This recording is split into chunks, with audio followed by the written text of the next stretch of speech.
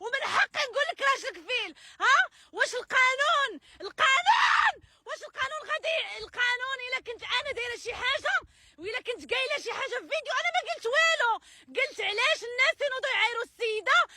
انا اول وحده درت فيديو ضامنت مع الطفل الباري، انا اول وحده اللي خرجت وكنهضر بحرقه واي مشكل كان وقع انا اول وحده. اون فوا كيدخلوا عندي المتابعين ديالي وكيقولوا لي هضري كنوض وكنهضر. علاش كتدخلوا كتهدوني؟ علاش؟ لا من هنا كنقولها الا كنت درت شي حاجه وخرج شي حاجه من فمي راه الفيديو مازال كاين، راه الفيديو مازال كاين. ولا كنت دايره شي حاجه نستاهل عليها نتعاقب نتعاقب، ما عندهاش مشكل.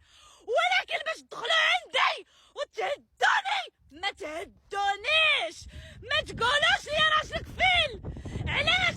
انا اول وحده اللي درت فيديو على الطفل وما نبغيش. والله ينصر مالكنا والله ينصر القانون باش تدخلوا تهدوني.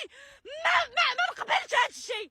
كلشي يتعاقب، كلشي القانون فوق الجميع. والمخزن ما بتهد، المخزن ما بتهد، انا ما باك انتي ما تدخليش وتهدوني حيت انا ما قلت والو، حيت انا اللي جيت تشوفوا ما قلت والو. ظلمت حتى شي واحد، ما قلت حتى شي واحد.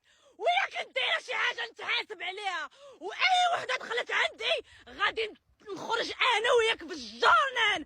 سمعتيني؟ حتى وحده ما تدخل عندي، حتى وحده ما تجرأ وتدخل